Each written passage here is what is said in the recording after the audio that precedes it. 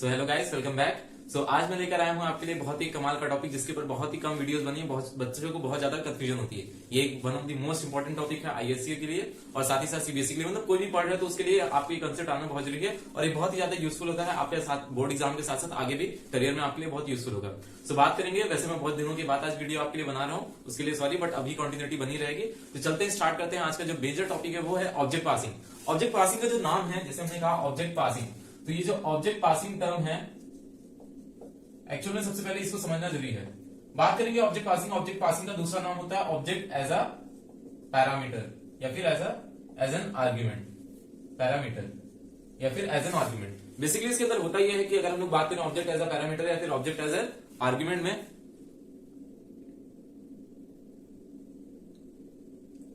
या फिर बात करें ऑब्जेक्ट एज एन आर्ग्यूमेंट में, तो बेसिक जो इसके अंदर कंसेप्ट आता है वो ये है कि आपको एक ऑब्जेक्ट बनाना होगा। उस ऑब्जेक्ट को जैसे अभी हम लोग क्या करते हैं, पैरामीटर फंक्शन, सपोज हमने क्या लिखा है, फंक्शन लिखा, आगे उसका नेम होता है, फंक्शन नेम के आगे क्या होता है, उसके कुछ पैरामीटर्स होते हैं या फिर हम कह सकते हैं आर्ग्यूमेंट्स होते हैं। तो यहाँ पे अभी तक आप क्या सीखते आ रहे थे, कोई आईएनटी टाइप का वेरिएबल जैसे आईएनटी ए आईएनटी बी देते थे।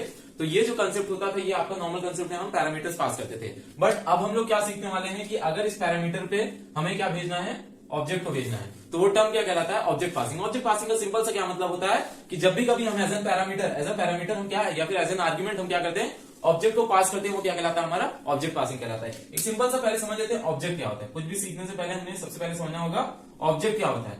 अभी तक आपने क्या रटा हुआ है, ऑब्जेक्ट की definition, object is an identifiable entity with some characteristics and behaviour having specific name. तो अभी बात करेंगे, तीन चीजें आती हैं। पहली चीज क्या है, हैविंग नेम। दूसरी चीज क्या है, स्पेसिफिक, आपका स्पेसिफिक कैरेक्टरिस्टिक्स। और तीसरी चीज क्या है, बिहेवियर।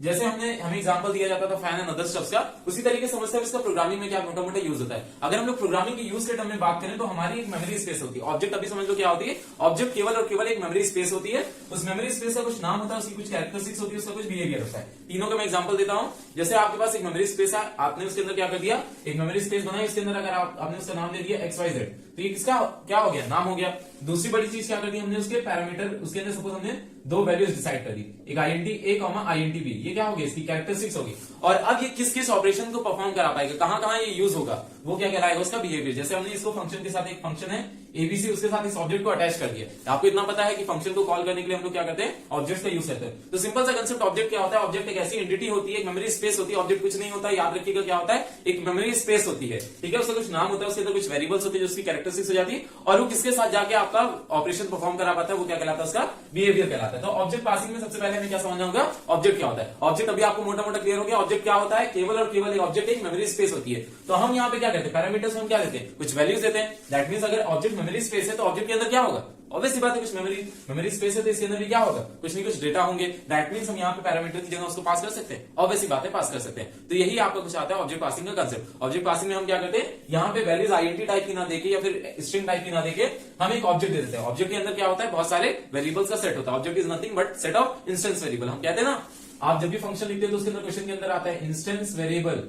एक्चुअल में इंस्टेंस का मतलब ही होता है ऑब्जेक्ट, मतलब वो क्या होते हैं, ऑब्जेक्ट के वेरिएबल होते हैं। हमने लिया instance variable INT A suppose, तो अभी ए क्या होगा, उसके बाद आईएनटी बी। तो हम जब भी ऑब्जेक्ट बनाएंगे एक क्लास का, तो उसके अंदर क्या आ जाएगा, ये दो वेरिएबल्स हमेशा प्रेजेंट रहेंगे। Number of copies is equal of instance variable is equal to number of object. जितने आप ऑब्जेक्ट बनाओगे उतनी कॉपीज किसकी बनती है, इंस्टेंस वेरिएबल की। तो अभी ये क्लियर हो गया होगा कि ऑब्जेक्ट होता क्या है। ऑब्जेक्ट एज अ पैरामीटर में हम करते क्या है, अगर हम लोग बात करते हैं ऑब्जेक्ट एज एन पैरामीटर में, इसको फटाफट नोट डाउन कर लीजिए पॉज करके। अभी बात करते हैं इसको हम पास कैसे कराते हैं, फिर ऑब्जेक्ट पहचानते कैसे। ऑब्जेक्ट के लिए हमने क्लास बनाते हैं, क्लास का नेम हमने क्या लिया, सपोज एबीसी। हमने क्लास बनाई, उसके अंदर ले लिया एबीसी, फिर यहाँ पे वेरिएबल्स है आईएनटी ए आईएनटी बी। अभी समझिएगा क्लास एबीसी के अंदर दो वेरिएबल है ए और बी, और इसके बाद कुछ फंक्शन से सपोज हम ले लेते हैं वॉइड मेन, वॉइड रीड, उसके बाद फिर इसके अंदर कुछ हम वैल्यूज लिख देते हैं। अब क्या होगा, ये एक क्लास है एबीसी। क्लास एबीसी क्या बता रहा है, अगर हमने कहा कार, तो कार का मतलब क्या है, कोई ऐसी चीज, हम उसका जो ऑब्जेक्ट होगा, कार्य क्या है, क्लास एक कैटेगरी, ह्यूमन बीइंग क्या है, कैटेगरी है। इसका ऑब्जेक्ट क्या होगा, जिसके पास दो हाथ दो पैर हो। उसी तरीके से इस क्लास का ऑब्जेक्ट क्या होगा, इस क्लास का जो ऑब्जेक्ट बनेगा उसकी कैरेक्टरिस्टिक्स यहां से डिफाइन होगी, उसकी कैरेक्टरिस्टिक्स कहां से डिफाइन होगी, यहां से। और उसका बिहेवियर क्या होगा कि वो रीड फंक्शन को एग्जीक्यूट करा लेता है। सिंपल सा है, कोई भी क्लास बनती है उसकी कैरेक्टरिस्टिक्स क्या होती है, उसके वेरिएबल्स होते हैं। तो इंस्टेंस वेरिएबल, अगर हमने एबीसी का सपोज एक ऑब्जेक्ट बनाया ओबी1 करके, तो अभी इस ओबी1 के अंदर क्या होगा, एक ए होगा INT टाइप और दूसरा क्या होगा बी होगा। इतना क्लियर हो गया। तो अभी मोटा मोटा क्लियर हो गया कि ऑब्जेक्ट होता क्या है, और ऑब्जेक्ट पासिंग में अभी हम वही आगे सीखेंगे कि इस ऑब्जेक्ट को हम कैसे यूज कर सकते हैं। Object is nothing but what memory space. Object is nothing but what memory space. इतना क्लियर हो गया। तो अभी आगे बढ़ते हैं और देखते हैं कैसे इसको करेंगे। तो जब हम लोग आगे बढ़ेंगे इसके अंदर यहाँ पे रीड लिखा हुआ है। अब हमने एक सपोज ऑब्जेक्ट बनाने का तरीका क्या होता है, क्लास नेम क्या है ABC, OB1 is equal to new class name आपका क्या हो जाएगा ABC। इसको लिखते ही आपका क्या हो गया OB1 नाम का एक ऑब्जेक्ट बन गया। अब अगर हम लिखते हैं यहाँ पे सपोज हमने इसके अंदर लिख दिया SOPLN A SOPLN B, तो हमने OB1 एक ऑब्जेक्ट बना लिया। इस फंक्शन को रीड कराने के लिए क्या चाहिए, ऑब्वियस आते ऑब्जेक्ट चाहिए तभी तो रीड होगा। तो हमने क्या लिखा OB1 डॉट रीड, तो ये क्या बन जाता है करंट ऑब्जेक्ट बन जाता है। इसने क्या किया इसकी वैल्यूज को रीड किया। नहीं समझ आया, अभी मैं बता रही हूँ रीड एक फंक्शन है। फंक्शन के पास कभी भी खुद की कोई वैल्यू नहीं होती। फंक्शन क्या होती है, खुद की कोई भी वैल्यू नहीं होती, उसको वैल्यू कौन प्रोवाइड करता है, ऑब्जेक्ट प्रोवाइड करता है। तो अभी OB1 क्या है, एक वैल्यू है। OB1 के अंदर एक A और B की कॉपी है। इस OB1 डॉट हमने रीड लिखा, दैट मींस OB1 की वैल्यू कौन यूज करेगा, आपका रीड। मतलब ये जो A यूज हो रहा है वो किसका है, OB1 का। ये जो B यूज हो रहा है किसका है, OB1 का। ठीक है, तो ये जो कंसेप्ट है ये आपको अच्छे से क्लियर होना चाहिए कि ऑब्जेक्ट्स होते क्या हैं, व्हाट आर ऑब्जेक्ट्स, तभी आपको ऑब्जेक्ट पासिंग समझ आएगी। दोबारा से इस वीडियो को एक बार फिर से रिवाइंड करके देखिए। बार बार मैं बता रहा हूं ऑब्जेक्ट कुछ नहीं है, मेमोरी स्पेसेस हैं। हमने बनाया फिर से सपोज एक object ABC, OB2 is equal to new ABC।